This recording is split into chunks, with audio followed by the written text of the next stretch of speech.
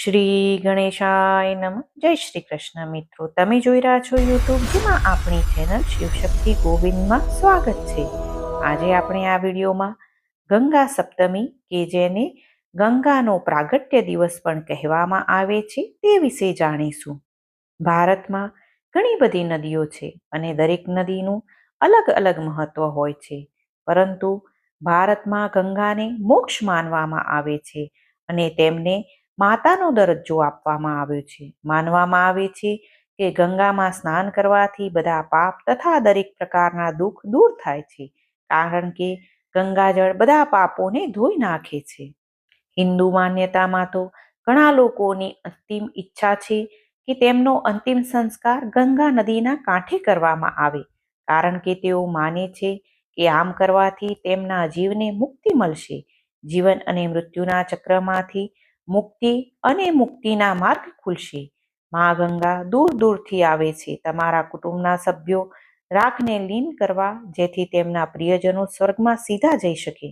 મા ગંગાનું નામ ભારતની બધી પવિત્ર નદીઓમાં ટોચ પર આવે છે. ગંગા સપ્તમીના દિવસે સખાવત ખૂબ મહત્વપૂર્ણ છે, કારણ કે ગંગાજી ભગવાનના કમળના પગમાંથી બહાર આવે છે, જેની સ્મૃતિ માત્ર બધી મુશ્કેલીઓ દૂર કરે છે. તેથી માત્ર ગંગાજળનો સ્પર્શ બધા પાપોને ધોઈ નાખે છે.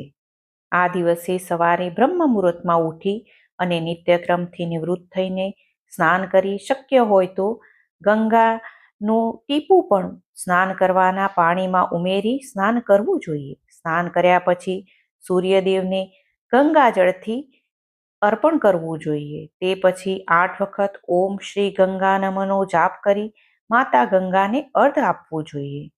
ગંગા જન્મોત્સવ કથા. રાજા સગરને 60,000 પુત્રો હતા. એક દિવસ રાજા સગર દેવલોક પર વિજય મેળવવા માટે એક યજ્ઞનું આયોજન કર્યું. યજ્ઞ માટે એક ઘોડો બલિદાન જરૂરી છે, જે ઇન્દ્રએ યજ્ઞ પહેલા જ ચોરી લીધું હતું. સાગર ઘોડો શોધમાં તેના બધા પુત્રો મોકલવામાં આવે છે અને અંતે તેમને પાતાળ લોકમાં ઘોડો મળ્યો, જે એર ઋષિ જોડે બંધેલો હતો. સાગરના પુત્રોએ વિચાર્યું કે ઋષિએ યજ્ઞનો ઘોડો અદૃશ્ય કર્યો છે, તેથી તેમને ઋષિનું અપમાન કર્યું.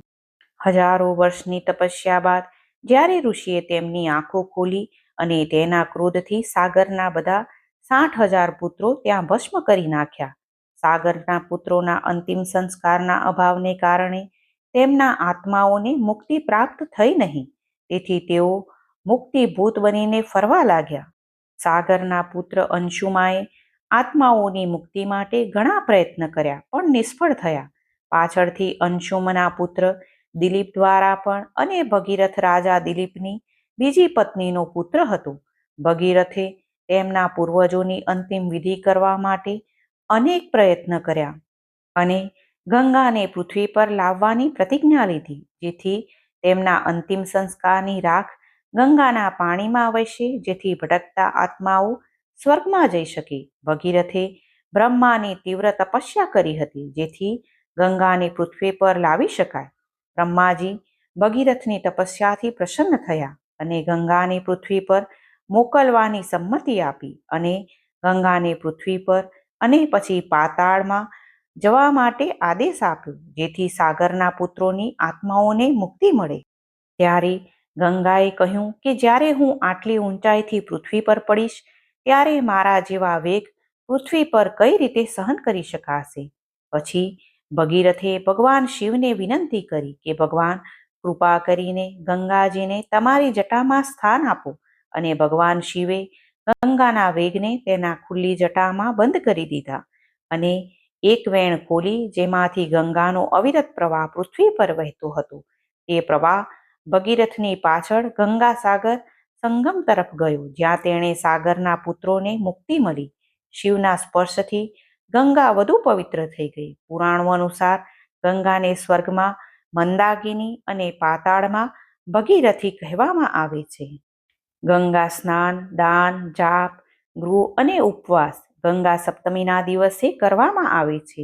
તે ખૂબ જ ફળદાયી માનવામાં આવે છે અને ગંગા સપ્તમીના દિવસે ફળો, ફૂલો વગેરેથી તેમની પૂજા કરી મા ગંગાને તેમના આશીર્વાદ માંગવામાં આવે છે. બોલો માં ગંગા કી જય. માં ગંગા તમારા બધાની મનોકામના પૂર્ણ કરે.